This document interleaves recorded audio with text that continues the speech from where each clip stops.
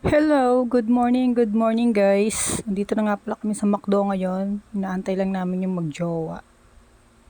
Kasi medyo nauna kami ngayon, first time. Kaya ayan, nagpicture muna kami ni Daddy habang nag-aantay. So ayan, finally, after 2 years, dumating na yung magjowa. Charot. Joke lang, peace. So ayan, hindi pa nga kami nakakaalis. May reklamo na tong isa. Speedometer daw niya ay nasira at nag-overheat. Oh, hot ka. So ayan, nakahabol na nga pala sa amin si JM. Di na ako bumili ng Pocari ko kasi may baon na ako sa tumbler. Kaya inaantay na lang namin yung muse namin. So palabas na rin yun. Ayan na nga, lumabas na siya. Tararan. Siya nga pala yung bagong endorser ng Pocari Sweat. Abangan nyo na lang guys, malapit na yung pumirma ng contract. Oh my God! So ayan, nandito na kami sa may silang. Nag-stop muna kami, pahinga ng konti, tsaka nagugutom na rin. Di namin alam, dito na nag-start yung pag-record ng video. Di namin alam yung memory card ba may problema o yung videographer. Hindi rin pati siya naglagay ng external mic, kaya ayan, mapipilitan tuloy ako mag-voice over nito. Ha ha ha! Kaya hindi ko na rin hinabaan yung mga video kasi ang hirap mag-voice over. So ayan, dahan-dahan na lang kami dyan dahil nasa 2 oras mahigit na yata kami pumapadyak. Yan na lang yung pambawi ng pagod, ang makakita ka ng magandang view. Grabe, guys, kung makikita nyo lang yan, ang ganda talaga, nakakapawi ng hirap sa pagpadyak. By the way, sa Nubali nga pala kami dumaan kanina. Tapos sa highway yung labas. Hindi siya ganun katatarik yung mga ahon, pero guys, promise, ahon pa rin siya. First time lang namin ni Daddy na magtatagaytay nang nakabike. Kasi, ewan, ba't di namin na-try kahit minsan. So, ngayon na nasubukan ko na, parang ayoko nang ulitin. Charot lang yun. Kayo naman. Oh, ayan na nga pala yung muse namin. Syempre, kasama niya yung kanyang escort. Pero feeling ko parang nabudol talaga ako sa ride na to eh. Ang sakit sa katawan eh, grabe. Nag-stop nga muna pala ulit kami dyan kasi yung ulan medyo lumalakas. Ambon lang siya pero medyo lumalakas kasi. Pero okay yung nagsabi na rain or shine tong ride na to. Kaya kahit maambon, sige, go lang. Ayan, kita na sa camera screen ni Daddy na nababasa na talaga at medyo lumalakas na yung ulan. Kaya sabi ko, tara, tigil muna tayo, mababasa tayo masyado, tsaka malamig. Chika-chika muna kami ng konti habang nagpapahinga. Tapos nagtanong ako sa kanila kung gusto na ba nilang magsuot ng kapote.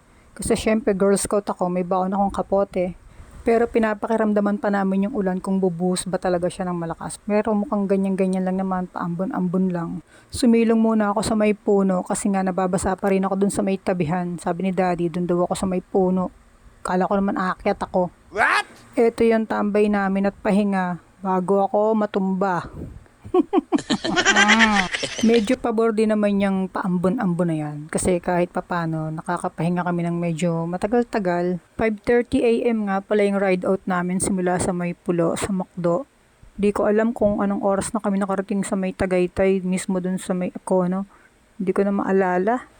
Sana maalala ko kahit sumemplang ako dito. Buti hindi naman nabago ko yung ulo ko dyan. Tingnan nyo mabuti yung video kung ano yung una nilang chinek pagkatapos kong matumba.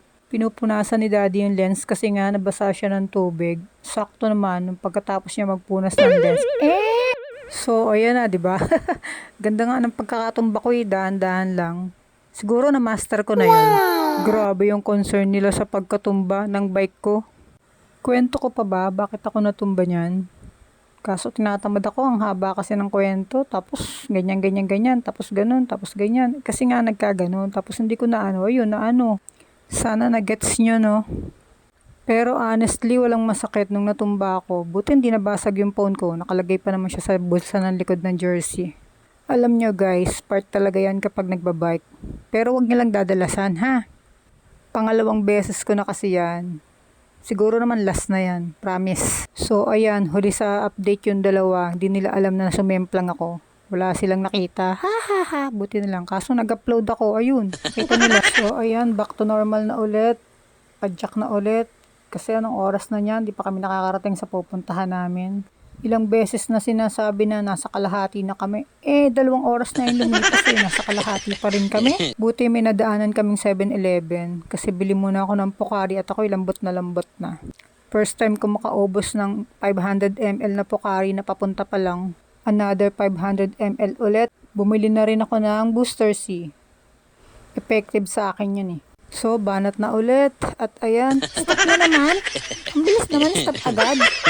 Sorry, dami ko na kasi nakat. Kasi naman, ang haba nga nitong video, 1 oras mahigit. Ang hirap-hirap naman mag-edit. So, ayan nga, sabi nila, malapit na raw kami. Sabi ko nga din, malapit na rin akong himatayin. Oh my Charis, God. wala naman akong sinabing ganun. Emi lang yun. Nag-stretching muna ako dyan. Grabe, ang sakit na ng mga braso ko dyan. Bugbog na ako. Dahil ko pa nag-workout. Bibilib naman kayo kay Katrina dyan. Galing pa yan ng Los Baños nung Sabado. Nag-magnetic hill pa sila.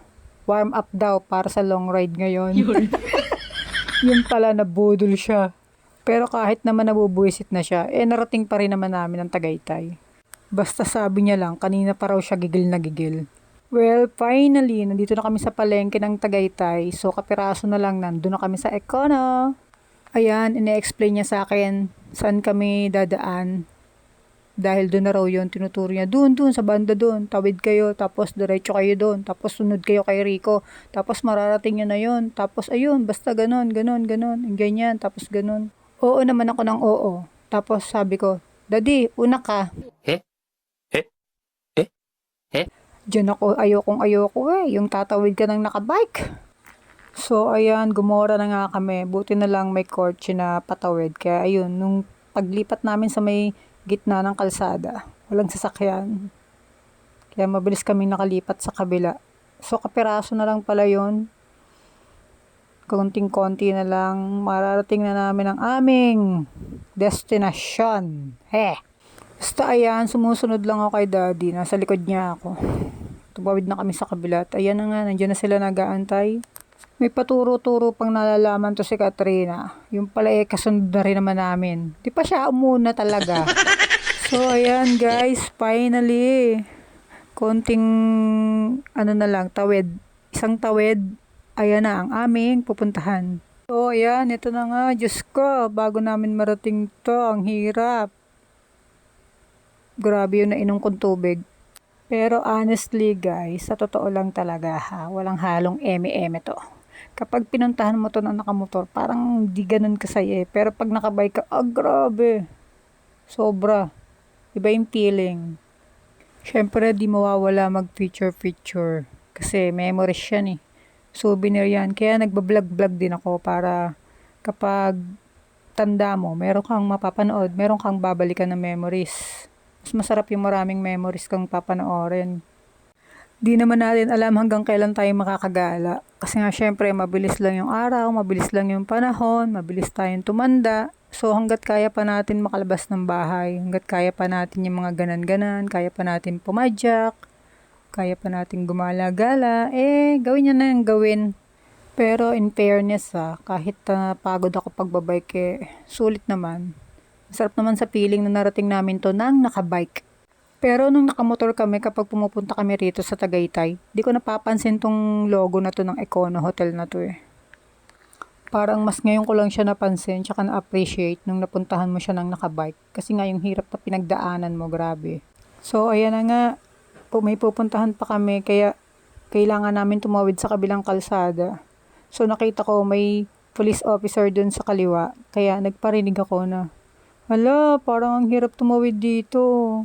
Tapos, di ko napansin. Gumitna pala si kuya. Pinatawid niya pala kami. Thank you, sir. Uy, nag-thank you kami dyan. Promise. Napakahirap naman kasi talaga tumawid. Lalo dito. Diyos ko, first time ko naman dito na tumawid na nakabike. Di ko pa kabisado yung lugar. Tapos, alam naman natin na may mga driver na nakita na nga tatawid ka hindi pa rin mag-menor. So, ayan guys, padyak na ulit kami. Buti na lang palusong tong part na to. Punta pa kami sa my praying hands kasi sabi nila malapit na lang daw yun doon. Pero parang budol na naman yun. Mga gutom na kami that time kasi anong oras na yan? Mga 9:30 na yata yan ng umaga.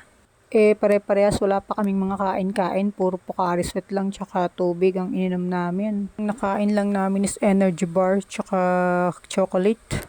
Pero syempre, yung mga bulati namin sa tiyan, hindi sasaya dun. Kailangan na namin ng carbs para may energy kami. Medyo malayo-layo yung mga pagitan namin dyan kasi nga palusong. Basta dire-diretso lang kami dyan. Tapos kapag natanaw ko sila, sige, go pa ulit. Hanggat natatanaw mo pa. Kasi nga, hindi ko naman alam yung direction ng pupuntahan namin. Kaya sunod lang ako ng sunod. So, sa part na kami naman yung nauna, nagpapahinga naman sila. Kaya ayan, picture-picture muna ulit kami ni Daddy habang nag-aantay sa kanila. Kaso, medyo matagal-tagal na kami nag-aantay kasi si JM pinulikat pala. Wala nga kaming idea ni Daddy kung saan yung praying hands. Kaya sabi niya, tara na kasi dumidilim na baka biglang bumagsak yung ulan. So, nag-decide kami ni Daddy na umalis na ulit. Hintayin na lang namin sila kung saan kami mag-meet. Doon daw sa may praying hands. Hindi nga namin alam kung saan yun. Kaya dire-diretso na lang kami ni Daddy. Hanggang sa maya-maya, aba, natanaw ko na, ayun na pala, kaparaso na lang, malapit na pala kami, nagpahinga pa kami doon. Pero kasi, ang sakit na rin ang legs ko, pupulikatin na rin ako, kaya tumigil na muna kami. Yes, finally, nakarating na rin kami dito. First time ko itong makarating na nakabike. Natatanaw ko lang talaga to, nadadaanan lang namin kapag nakamotor kami. Pero syempre, iba talaga yung feeling kapag napuntahan mo talaga siya nang nakabike lang. Achievement to guys, promise. May nagtanong sa akin kung di ba daw ako napapagod kapag nagbabike. Ang layo-layo raw na napupuntahan namin. Sabi ko, syempre, nakakapagod pero naipapahinga din naman. Tapos go ulit. Mas masarap kasi talaga sa feeling kapag pinaghirapan mo yung pupuntahan mo. Well, siguro kapag di ka nagbabike, di mo maiintindihan yung nararamdaman ng mga cyclist. Kami-kami lang nagkakaintindihan ng mga ganon. Mostly kasi sasabihin ng iba nakakapagod na agad kasi nga hindi pa nila natatry. Pero kasi kung hindi mo rin passion, di ka rin tatagal kasi napakahirap talaga. Yung ilang oras ka ba namang papadyak para lang makarating sa pupuntahan mo? Hindi po talaga biro yun. Masakit po talaga sa legs, masakit din sa puwet. Kapag matagal na, nanginginit na. So ayan, natapos na kami mag-picture-picture doon sa may praying hands. Dito talaga kami nagtambay ng matagal para pahinga-pahinga na rin kasi nga sobrang tagal na ng aming pinadyak. Saka wala pa rin kaming idea kung saan kami magla-lunch. So ayan, nagbabad muna kami dyan ng pahinga tapos konting chika-chika. Di ko alam bakit ako nagpipeace sign dyan para kung tanga. May mga nagbebenta dyan ng pastillas tsaka pasol. So kapag nagpa-picture ka sa kanila, bebentahan ka nila ng tinda nila. Strategy na talaga yun ng mga vendor sa mga ganyang lugar. Siyempre, bibili tayo kasi mura lang naman yun eh. 100 lang, 4 packs na yung binigay nila. So, give and take na lang. Parang token of appreciation na lang din. By the way guys, tapat nga pala na Sky Ranch tong praying hands. So, si tatay pa rin nag-picture-picture sa amin dyan para kompleto kami dun sa frame. Di ko na napansin kung anong oras na yan nakatambay kami dyan. Basta ang alam ko lang ay gutom na kami dyan pare-parehas. So, wala pa talaga kaming idea kung saan kami kakain. So, ayan, nagbabay na rin kami kay tatay. Kaya, ayan, gora na kami. Hanap na kami ng makakainan namin. Yung mga bulati namin sa tiyan nagmumura na siguro. Buti nilang hindi ko naririnig. So, ayan, maghahanap na kami ng kakainan. Wow, grabe, lusong dito, napakahaba. Muntik pa naming balikan. Buti nilang meron pa palang ibang daan. Medyo kinabahan ako doon ng very, very light. So, wala kaming nahanap na kainan doon sa una namin pinuntahan. Medyo pricey kasi yung mga nakita namin, hindi siya practical. So, babalik kami ng rotonda kasi doon maraming kainan. So, syempre, kailangan namin umahon ulit ng konti lang naman. Hindi naman siya matarik. Very, very light lang. Siyempre naman, kapag may ahon, may lusong yan. Yan lang talaga nagpapagaan ng buhay kapag may lusong na eh. Siyempre kapag pagod ka na, wala ka ng energy, ramdam mo na talaga kahit konting ahon lang. Dito mo na talaga mahahalata kung sino yung mas maraming goto mo. Nauunan talaga oh. So ayan, nandito na kami sa may rotonda, tawid na lang kami sa kabila para doon kami hanap ng kakainan namin. Buti na lang talaga, lusong pa rin yung papunta doon. Kapag lusong guys, ang sakit sa braso, ang sakit sa kamay. Kapag ahon naman, ang sakit sa binte, ang sakit sa hita. O Diyos me, wala ka nang malugaran. Okay lang yon, ang importante, sa wakas makakakain na rin kami. Meow, meow, meow, meow. Meow, meow, meow, meow, meow. Meow, meow, meow, meow. Meow, meow, meow, meow, meow. Meow, meow, meow, meow, meow. Di ko na alam ano sasabihin ko. Naubusan na ako. Kapit na tumatapos, promise, kaparaso na lang. Meow, meow, meow, meow.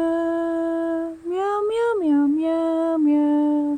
Meow, meow, meow, meow. Ayan, malapit na kami. Konti na lang. Tapos liliko na yan sa may kanan. O, liliko yan sa may kanan. O. Diyan, o. Maghahanap na kami dyan na makakainan namin. Yes! So, ayan din na kami kakain. Pili na lang kami kung saan kami kakain dyan. Wala naman masyadong maraming choices. Pero, gusto namin may silog. So, ayan, nakapag-recharge na kami sa kain. Oras na para mauwi dahil alas 12 na ako mag-end ng vlog. Bye-bye!